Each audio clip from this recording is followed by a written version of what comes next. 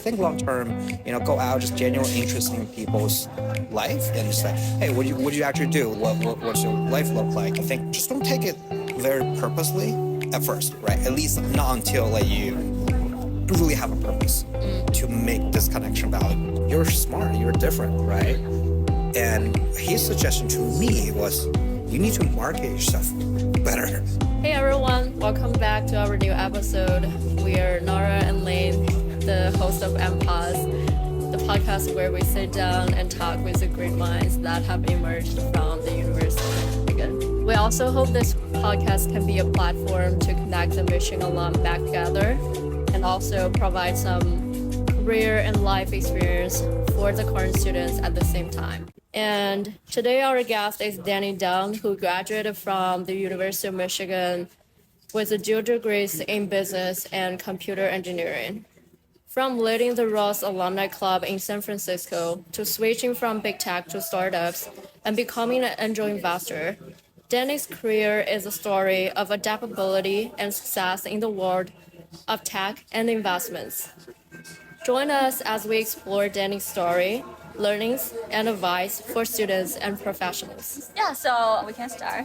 So Danny, you graduated from Michigan with a dual degree in computer science and BBA. So how do you think your dual degree helped your later success in different areas, and do you have other things to share with us? Yeah, of course. So by the way, I graduated from Michigan 2013. I was supposed to graduate from Michigan 2013, so I'm actually way older than most people in my grade because I came here for high school and also did dual degree, so 2 actual years added to my graduation. Yeah. So anyways, so it was a fun experience. I mean, I came to the States thinking I wanted to do a finance major actually. So my top choice when I was in high school was Penn. If you want to be a business major or a finance major, I want to go to Wharton, I want to study finance out there.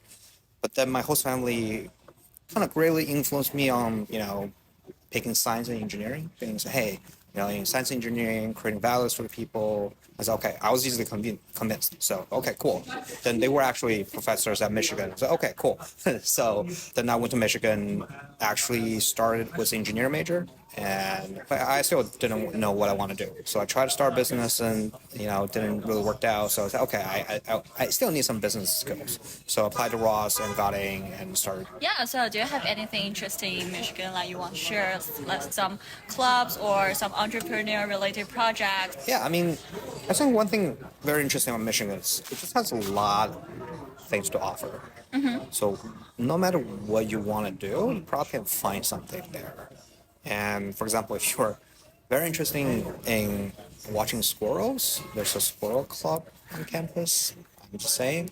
I mean, I wasn't part of it, but yeah. So when I was back in school, I did a lot of different things. So I did stock portfolio competitions one summer. Actually did pretty well over there. And I did like some case presentation and consulting part. And they also did pretty well over there. And on the engineering side, I was doing this thing called UROP, like undergrad research opportunity program. So I actually did some machine learning with one of the professors over there, and also did another thing called MDP, multidisciplinary design program. So that's actually my major design program. So what happens, like they pair you up with a company and and then you have a group of people with you, like students, and you have a couple folks from the company, and you work together on a real world problem. And so compared to the typically people will go take a very advanced level class, like 470 or something like that. I say, hey, this is your major design. For me, it was more about design something, let's try to help a business to solve their real problems, like day-to-day problems. That sounds interesting. I believe that course can actually help you in your later career, definitely. And so after you come here work at San Francisco, you are the president for Ross Alumni Club here and for like 3 years. So how would you think that experience helped you in your daily career, or why did you do that? Well, I mean, it doesn't really help me with my daily career because, a lot of things don't help me. So, I do a lot of things don't help me with my daily career. So professionally, I'm an engineer, at least for the past 8 years. I was an engineer, small company, medium-sized company, bigger-sized companies. So I've been through all of them. But Alumni Club is, it's on the business side of stuff. So it's like it's the Ross School of Business Alumni Club. And I just felt like, this is like starting with the COVID, actually. like right at their beginning 2020, I start to feel a little bit about community because like at the time I had to stay at home. I want to talk to people, but a lot of times you can't go out, right? It's like everybody you just stay at home, work from home, but quickly you get stir fried a little bit on that. So yeah, I start to look for communities, and at the time, fortunately, the Michigan Ross Club, San Francisco, would just got relaunched.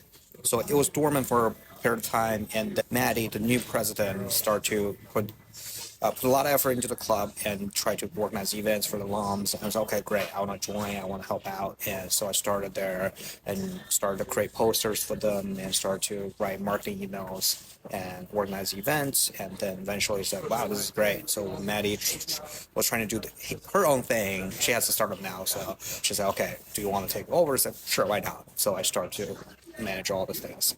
Some of the proudest moments I think from that club was where one is we got 2 awards actually from Michigan Ross. So pretty much recognizing us doing a good job at organizing events or being active in the area, right? And second is actually got connected to a lot of folks I would probably never had an opportunity to connect with. And that to me, I mean, honestly, as an immigrant or someone who's not from this country, right? I'm not saying like hard to connect with people. It's more how the feeling you have there. Oh, this is your home. It's this like place you feel like you want to spend, next 10, 20 years at, right? I never had that feeling for a long time.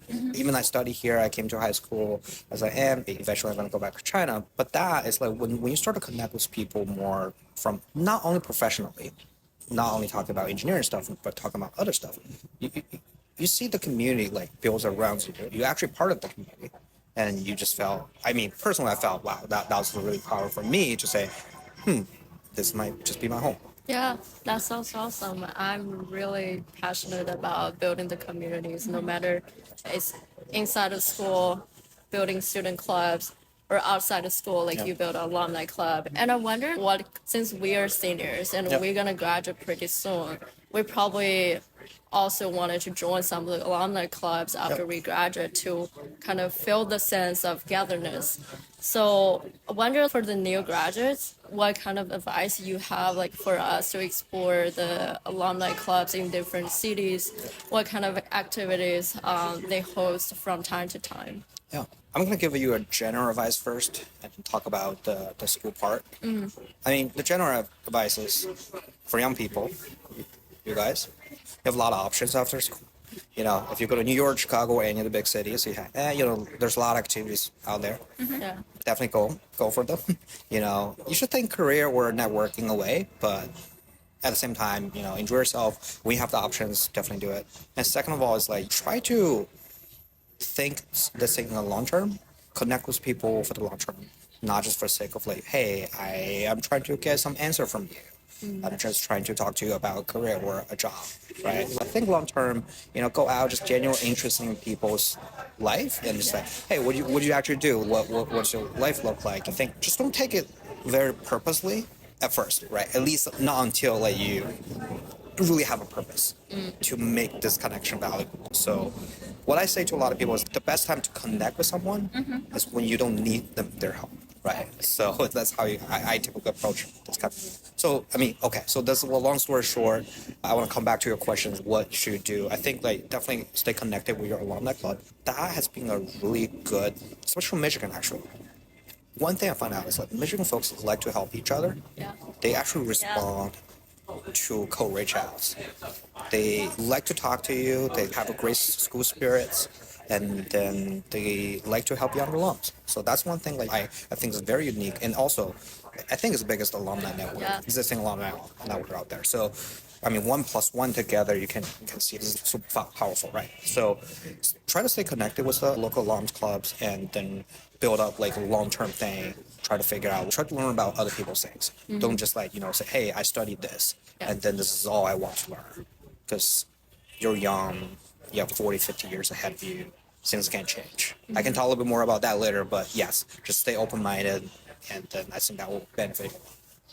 I think I totally agree with you on the point that relationship isn't built in a day. So you couldn't just ask someone for something really specifically unless you know them pretty well. And a lot of times students in my club ask me if I wanted to raise money for my startups, when should I start to talk to investor?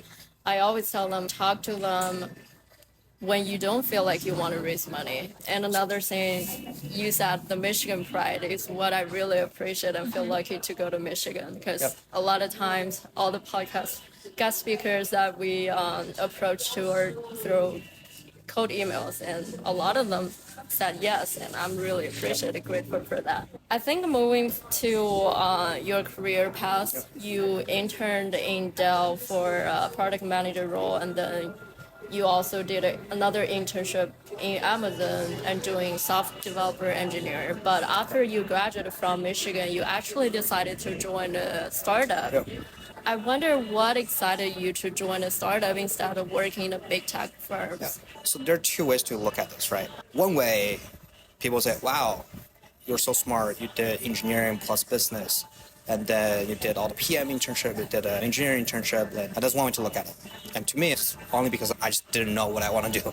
Literally. So I was like, I don't know what I want to do. Well, I think I'm interested in business. I think I'm interested in engineering. Is that something I'm passionate about? Literally, I think for my internships, it was like, obviously, it's hard to get opportunities early on, especially I was taking 5 years to graduate. So my first internship is actually 2 years away from my graduation. So pretty much typically company won't hire you because they want you to do internship and come back full time, right? Yeah. So that one will be like, I need to do another internship before I can come back. So it was pretty hard for me actually to say I want to, have an internship. But luckily, this is also the alum part, actually. I was recruited by another alum, who's also my first mentor. I still keep in touch with them. Maybe you guys can talk to him, actually. Yeah, Great. That's actually a good idea. Anyways, so I got to Dell through this mentor, Patrick, and then really enjoyed it and thought PM's great. But at the same time, I want to try engineering, right? I want to try to see how to do. So that's where I was in Amazon. But at Amazon, this is too big for me. I was in a really particular group, solving a very particular problem. So the group I was in is in security. So we're trying to secure the computer hosts and using a chip on each computer.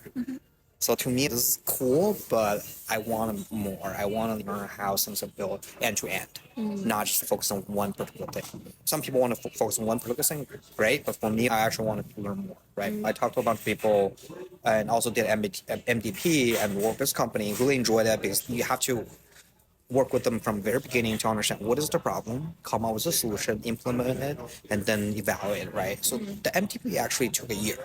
So it's not like one semester or 1 month thing. It's a year-long program, so we had to do all of those. So I was like, okay, this is cool. This is what I want to do. That's why I joined startups. And ReliIQ was at the time a great company. I had a couple of alums who worked there, also my great friends. So it's like they recommended as how I went to ReliIQ. Thinking about if you were in our shoes, and a lot of people are gonna graduate and join either big firms or small firms, and I'm sure a lot of them are still deciding, or they're really confused because some people say you should join a big firm because you're gonna learn more all the structure, you gotta get good mentors. But on the other side, if you join a small firm, you probably can create more impact, and you learn from end-to-end things. So what's your thought on that? How should students decide for their career? Yeah. Well, first of all, I don't think there's wrong answers if you look at this from a very long-term perspective, right? So you're 20, you're 22, graduating, and then you're like, okay, I have 50 years of career ahead of me. Yeah. And then eventually, I think I read an article where someone was saying, if you think your life in bets, every 10 years is a bet. I'm gonna try this for 10 years, that 10 years. So we have 5 bets your lifetime. Then in that way, it doesn't really matter that much if you say, I'm gonna spend like a year or two or a couple years to try to figure out. So in that sense, you don't have to say, this is gonna be a passion for my whole life. Say, hey, I'm really interested in this. I wanna just spend at least a year just trying to figure things out. Go for it, right? Yeah. And keep an open mind, saying, I can be wrong. 1 year later or 2 years later, 3 years later, I had a good run. I was smart. I did some good stuff, but it doesn't seem like I have a career. So it's fine. I can try something else. A lot of people would think, I already done this for 8 years, 5 years. Let me keep trying. Yeah, you can do that too. But if you really think you have a career here, it's not too late to switch. You still have 4 bets ahead of you. You can make big things in life. So that's very generic. So I'm going to give you very concrete recommendations actually for people who are graduating, actually thinking about doing startups in the tech area. Join a medium-sized company. Don't join a small one. Don't join a big one. Small one too small for you. You're probably going to do really busy work every single day. Yeah. And I mean, the learning for some people is great, but I think for most people it's not. It's a good experience. Yeah. But at the end of the day, 99.99% of startup fail, and then you just end up with nothing. I've been through that, so it's not a fun experience. So the bigger company also is you join in a specific group. You say, we're trying to make this thing a little bit faster or something like that. But if you're a researcher or something, you're like, I just want to push the edge of this industry. Sure, great. I think for someone like me, I was like, I would just go for a medium-sized company. The company was momentum. They already figured out the basic stuff, right? And they're growing, they're experiencing a lot of different things, and still have a lot of opportunities to make impact. And also, you don't have to worry too much about what if this thing fail and then I won't get recognized or things like that. I mean, sure, you should not work for recognition, but I do think looking back is a good thing to have, especially when you just graduated from college. Also from immigrants. As Asian, my parents really want me to go back to Amazon because, it's a big name and very stable. Everyone knows it. Yeah. I'm like, whatever. But yeah, joining a medium-sized company with a momentum that can really help your career in the right way. Yeah, I think you're totally right. First of all, career path is never a linear path. No, Yeah, you have a lot of time to try different things. We also talked about this with Samir today. He said it's finding a good mentor and keep learning. As long as you did these 2 things, you can literally kill it for every industry. And I think the medium-sized company is also a great advice that you want to take some risk, but it's also possible to mitigate the risk. You won't get nothing out of it. Yeah. So in 2016, after Build IQ was acquired by Snowflake, you decided to join another startup called Stride, and you joined as I think their 3rd engineer at that time. Also, this firm was acquired by Snowflake after. I wonder, could you talk a little bit more about the reason behind it? Why did you transition to Stride? What is the story behind it? Yeah, so minor correction, right? So the first company I joined called RealIQ, when I joined it was post-acquisition, so it was already acquired by Salesforce. And then a couple early employees actually from RealIQ came out, did their second company, that was Stride. And my mentor was their first employee. And I worked really well with my mentor. And the reason I joined Stride is because I want to see how companies are built and want to eventually start my own company. And what is the best way to learn, right? It's be there first day one. And then you can see all the pains, all the up and downs there. So that's the reason I joined Stride. And also because my mentor was there and I know the people who I worked with people like I really came before. And that pretty much, it was didn't really think too much. Gotcha. In a way, I wasn't really, actually, let me think about it. So I probably looked around, recruiters sending emails, like, hey, do you want to join this startup, right? And a lot of times it's more about the people, whether you trust them. The founder Stride has some success and they have the right network and they have the right insights, then they probably have a better chance of a success. So I said, I'm going to try to join.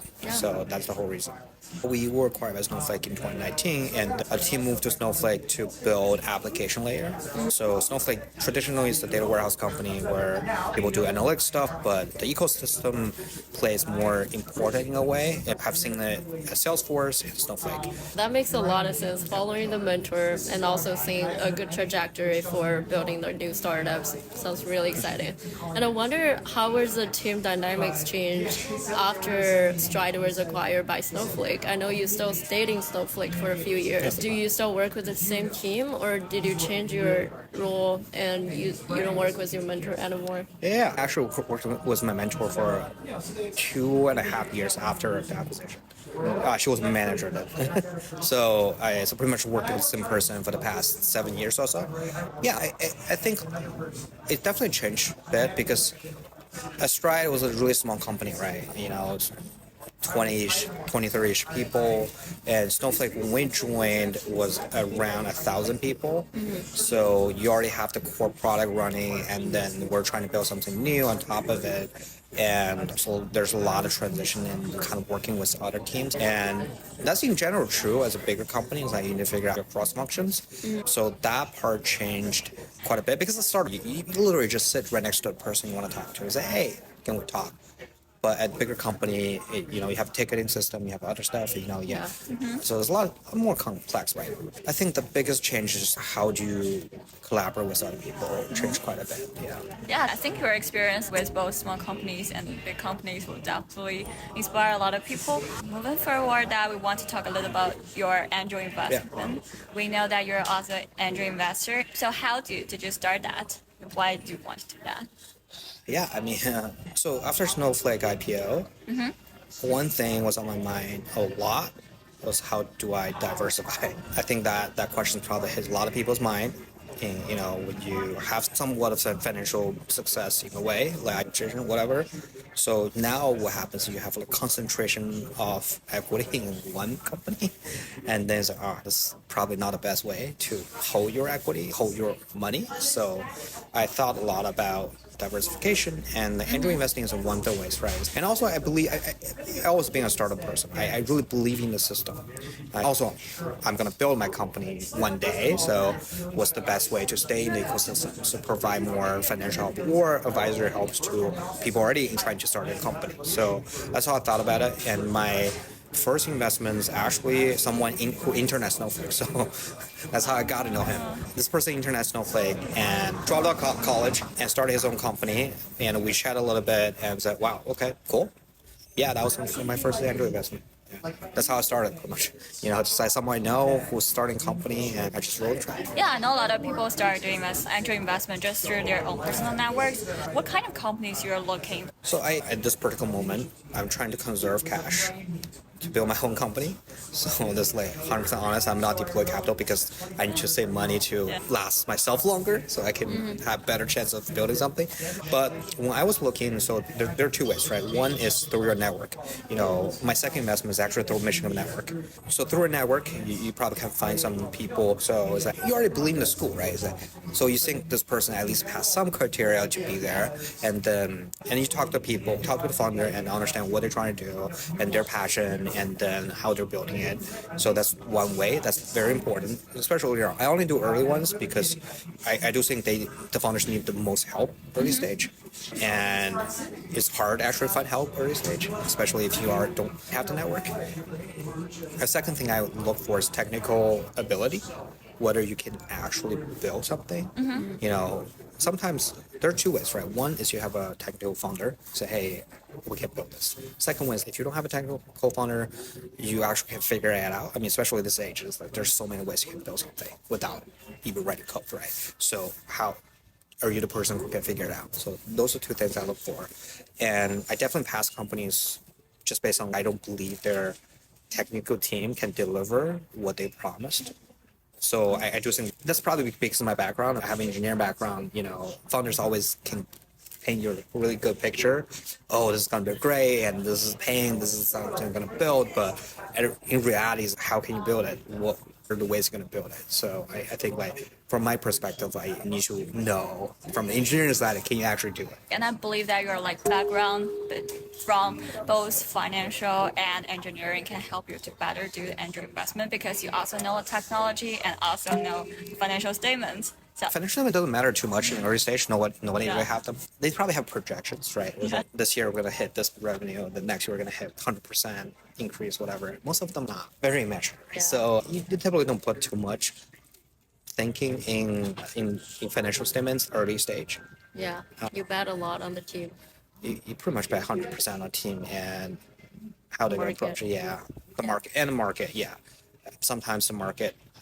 People have their own biases, right? Whether this market can be big enough or something like that, or what's the angle here. But yeah, there's a lot of betting, actually. yeah. Actually, taking this topic or question into a more broad way, I wonder what's your opinion on the Silicon Valley entrepreneur culture here? You have been in the Bay Area for a long time, and you were in the center of the tech. A lot of big companies start here. And I feel like pretty much if you want to do startups, you have to be here. Yeah. But on the other side, I wonder, is that still as easy as 5 to 10 years ago to find the one company out of 100? Especially for AI, that's so popular now. Everyone is trying to build something on the top of the infrastructure. How do you distinguish the trend in the next few years? Yeah, there were a lot of questions there, so I'm going to start from the very beginning. Yeah. Silicon Valley is still the place to be if you want to build something. I have no doubt on that. I thought about moving away. I thought about maybe Austin or maybe, even Washington, right? Or Seattle, Washington. But at the end of the day, I think this is still the best place to build and to actually talk to people about this is the place. I had some story about it. I can share later.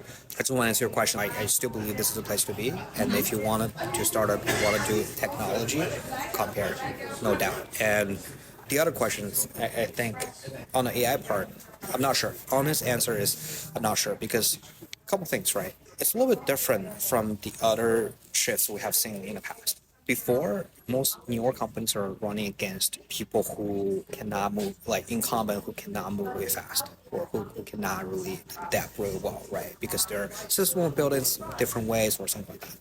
But this time it's different because even the incumbents in the big tech, they're actually smart. They can move quickly. And then literally they can say, next day, AI is the thing. Everyone need to align on that. And they're actually doing that. So it's hard in a way for a lot of small companies saying we're going to just compete in the old way, like try to do really fast stuff. I'm not saying they cannot win, but it's much harder. So in that way, I don't know if he's going to win. There will be infrastructure plays, there will be application plays, but a lot of things still hasn't been materializing in a way. I can see clearly let me just share what I'm trying to do. So I don't know yet. I explored a lot of different areas, but still haven't found a thing, oh, this is the thing I want to build, right? Part of the reason is you don't want to build a company and say, oh, this seems cool, but literally 6 months later, some incumbents coming with the same thing. And they already have the distribution, they already have the people, the money, and they have the marketing and everything. So they can kill you right away or just eat your lunch for you. So you don't want to do that. So you want to do something even the incumbent cannot do. But that's not intuitive, right? If it's intuitive, everybody's doing it. Yeah. You have to really think hard in a direction that can make you different from the incumbents. But given that you have the technical background and business background, also you have a large network here, especially you're running the alumni club. If you were to build something in the next 6 months to a year, what do you think the biggest challenge for you? I think the biggest challenge for me is actually find out what I want to build. It's more, where's my passion? I actually have been delaying that question for quite a bit because I had option, back in high school, I can do engineering, great, I can do engineering. I want to do business, okay, great, do business. And then after graduation, you can have a choice of you can do investment banking, you can do trading, you can do consulting, you can do engineering. Yeah, sure, I can do all of them. And engineering, great, pays the most. Honestly.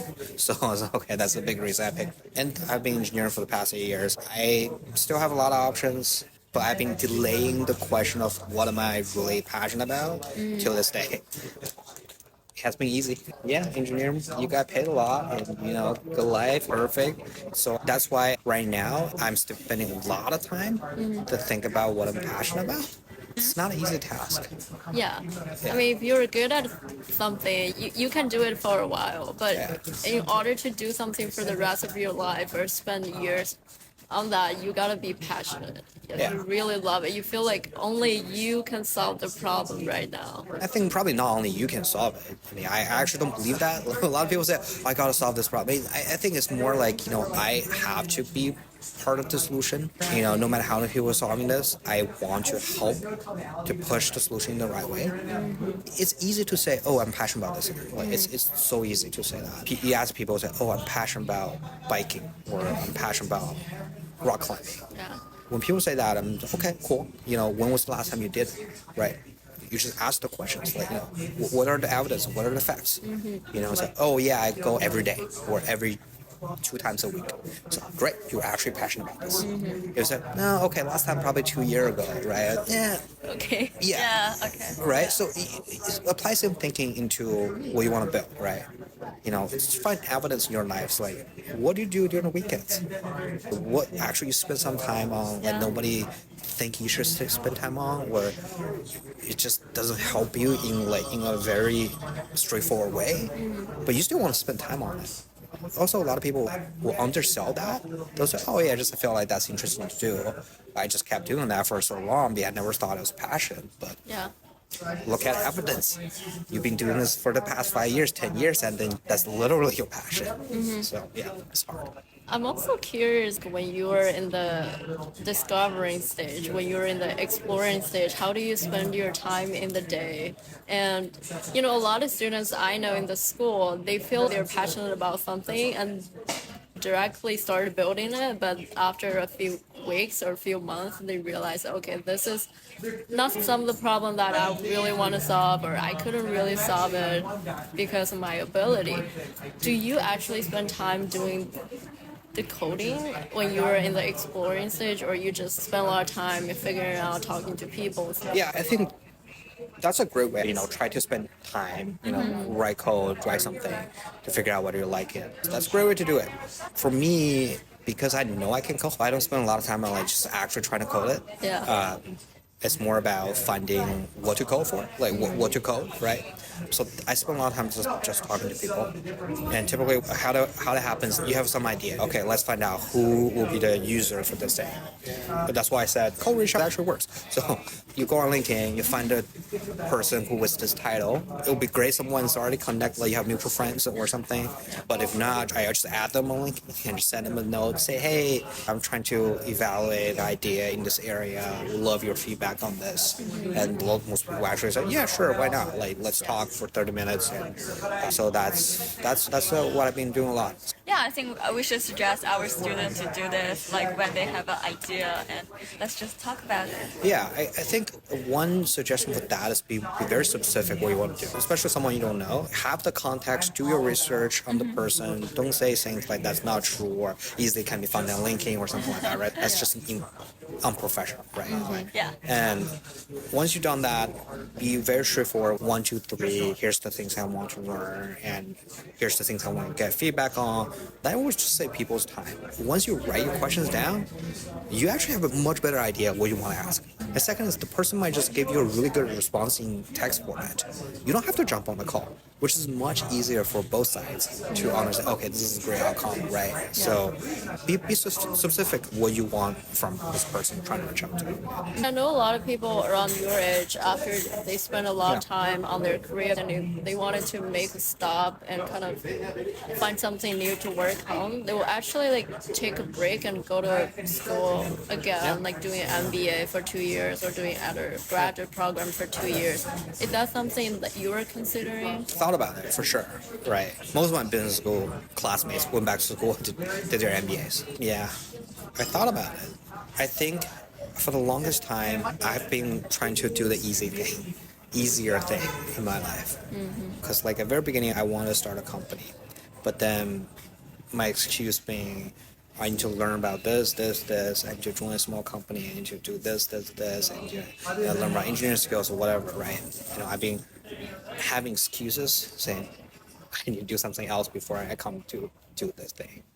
So I think I thought about it, I might still do it, but in a way, right now, I'm not finding any excuses to not do something I said I was going to do for the longest time. I went to a small company, I went to a medium-sized company. Snowflake was 1,000 people when I joined. When I left, they had 7,000 people, so it's a big company. And what else can I do in the startup world? Sure, I can join another startup, but what is my goal? If my goal is trying to start my own company, then why are you pushing that away again? It's a hard thing. Let's do it. It's really brave of you. Because I quit my job 2 months ago. People told me, wow, that's some move, right? Really surprising. Yeah. Of course, I'm very privileged to say I have some financial freedom. I can not get paid. I don't need to get paid for over a year or so for me to figure it out. But at the same time, a lot of people will say, I'll try to figure something out before I quit my job. Yeah. For me, it's like, I have this, let's do it. I don't care about anything else. I don't care about stability. I don't care about, it's scary actually, I mean, I also have a mortgage, so I have a kid now, so it's hard, but at the same time, I'm just trying to not find excuses for myself anymore. I'm really proud of you. Made the decision. I think you'll figure something out for soon. And yeah, it's not easy. A lot of people are building the side projects when they're still working big firm, and when they feel the time, they quit. But you went to the opposite way, I guess. But you have the background, you have the experience, and you just have to take some time to reflect what are you actually passionate about. Yeah. Building a company, there's so many up and downs, right? Like up is so up and down so down. And the ups is you met someone who gave you a great insight. It's like, wow, this is amazing. This is what I'm looking for. And when there's like bad times, it's like, shit, I can't build anything. This is like so stupid. It just doesn't work out. And you start questioning about yourself, right? It's definitely a roller coaster in a way, but you just need to hold clear as like, hey, eventually, hopefully something will work out. Yeah, I feel so fulfilling just by hearing about your experience, and that encouraged me a lot. Because I want to do startups too in the future. And I think our last question for you is something about your recent post on LinkedIn. Yep. You shared a book called The Qualified Sales Leader, and you talk about like how important it is to learn the selling skills. And I totally agree on that. At the end of the day, no matter what you do, it's all about sales. It's Yep. all about selling yourself, Yep. selling your product, selling your company. Yep. And I also bought that book after Right, yeah. you recommended it, and I read the first few chapters about it. And I think the writer was a great person to wrote that book because he not only having the sales background, he also has a technical background, which is really unique in this area. And a lot of people talk about sales without having the actuaries, but I think a lot of things he talked is really practical. Yep. So I wonder, what's your opinion after reading that book? Why do you think sales is so important? Yeah, the reason I read a book was because I want to build an enterprise company, right? And for enterprise company, sales is very important compared to consumer. Because for consumer, your sales strategy is a little bit different. You might just go out, create something viral, or do marketing like TikToks, things like that, right? For enterprise sales, it's a little bit different. Typically, you sell to companies, there's a process because, that's how the world works. And you have a salesperson you talk to, or the department you talk to, procurement. So there's a lot of actually different parts about enterprise selling. So I want to build an enterprise company, but I don't know about sales. I know people talk to people, and that's it. And also what I knew was the user of your products is not a buyer of a product. Right, that's another thing very unique from like consumer apps. I know some part of it, but there's definitely more of it, because why are some enterprise companies great and some the other not, right? So I started to pick this book up, and John McMahon was 5-time CRO and was also on Snowflake's board, and I didn't expect it to be like a storybook, right? I thought it's gonna be like, oh, here's the sales ABC, here's what you should do. But he started to talk about like stories and say, hey, I met this company, this is the problem they have, and here are the lessons. I talk to them individually, I go to meetings with them, and I tell them stories on my time. I was like, wow, that's great. This is a really easy book to read, and also very insightful from the story perspective. And I think his approach is unique, right? Because when you pick out some book, especially a professional book, you expect it to be very boring in a way, I think. And I think a lot of CS books is in that way. It probably had to. And it's like, hey, here's A, this is a flow point calculation, here's like integer calculation, things like that, right? Yeah. It's hard to put them in stories. But he actually did it. I thought that was a very unique thing he did, and I really enjoyed it. And going back to the question, why sales is important, right? Because a lot of engineers, they don't think about sales. They don't interact with sales. But at the end of the day, how do you actually make money out of something, actually realize the value? Is someone to come in and say, hey, this is the value that solves a particular business pain point, and that's why you buy this. So I think most things are just selling, like as you said, selling and marketing is actually two things that everybody does every single day. You just don't realize it. Yeah. It's not a long book, it's 200 pages or so, but it's very interesting, very refreshing for anyone who doesn't have a background in sales. I think there's another point you just mentioned is about storytelling. Yeah, I mean, I met someone. Yeah, I'm just telling stories now. I met someone when I was in school at Ross. So this was one of the big bank, and they did an info session, and I was there, and my GPA wasn't really high, so very honest about anything. So my GPA wasn't high. So I was talking to this person, and at Ross, typically our GPA is really high, and I'm not saying the class is easy. It's easier. So it was my turn to talk to this person, really high level person, like leadership level, and then I was saying, here's my GPA. Or typically they have like a bar, right? What it takes about. Yeah. Well, not even 3.6. So it's like 3.8 or 9 because it's a bank. It's like really good investment bank, right? Everybody's like 3.9 through 4.0. Yeah. And this person looked at me, everybody's like this. Why are you like this low? What are you trying to do? So I was like, oh, actually, I do a degree. I not only study here at Ross, I also study engineering, right? It's like, wow, you're smart. You're different, right? And his suggestion to me was, you need to market yourself better. You can't just come here and say, tell me, oh, here's the thing. Like, then I'm just going to directly look at your GPS. No, you're not a good fit, right? But in reality, you have a great background. You're doing a lot of hard things, and it's just not reflected directly in some of the traditional criteria. Yeah. So, but who has the job to sell yourself? You, nobody else is responsible for doing that. You are the person. So you have to really think hard. How are you different? What unique skills you have, right? And then other people can recognize you. So that really changed how I think about myself. Wow, that's great. And the last part, we'll ask you 3 questions. Without giving us out, we want to hear about your answer.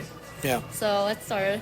So, which place is your like to-go place in UM? Like the place you will revisit every time you go back? So there's a place I'm forgetting the name, the Pizza House or something like that. There's a Pizza Hut. Yeah. Close to Rick's. Yeah, that one. They have the dip dish, I think. Yes. Yeah, so and they open till very late. 2 a.m. Yeah, that one. Okay, yeah. So that one actually, I yeah, just- because I did spend a lot of late hours. So I mean, you need food when you are, and yeah, that's the place I remember the most. And also, like, what's your favorite book? I mean, I don't have a favorite book. I can tell you the book I'm reading right now. It's called Play Bigger. So it's also an interesting book. I recommend people to take a look. It's people who want to build a company. How can you be different, not just better? And how to define a new category and just like in a way. So there's a lot of interesting story in the book. So I'll also recommend What's that. your favorite podcast? I think All In probably. I don't listen to a lot of because right now I don't commute anymore. So when I was commuting, I listened to a lot of things. Yeah. But then now I don't commute, Totally. and I really don't have time. But All In, I think I liked it a lot. I just like how real they talk. It's by Jason J. Cal, Chamath, David Sachs, and Dave Freiberg. So they talk about entrepreneur. They talk about a lot of different things. Gotcha. So they also have a summit, in LA, and yeah, give a listen. Their topic is just like a range across. They would talk about what's happening right now, and startups and a lot of different things. Yeah. All right, I think this is the end of the podcast. Thank you so Yeah. much for joining us this time.